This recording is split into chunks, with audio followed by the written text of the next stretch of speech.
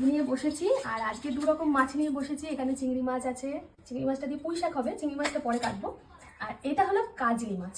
দেখুন মাছটা দেখতে যতটা সুন্দর তার চেয়েও বেশি সুন্দর এটা খেতে। নদীর টাটকা মাছ তো, তাই খুব কম তেল মশলা দিয়ে রান্না করেছি। রেসিপি শেয়ার করেছি, এই ভিডিওর নিচে প্লে বাটন লিঙ্কে দিয়ে দিচ্ছি, দেখবেন কেমন লাগলো জানাবেন।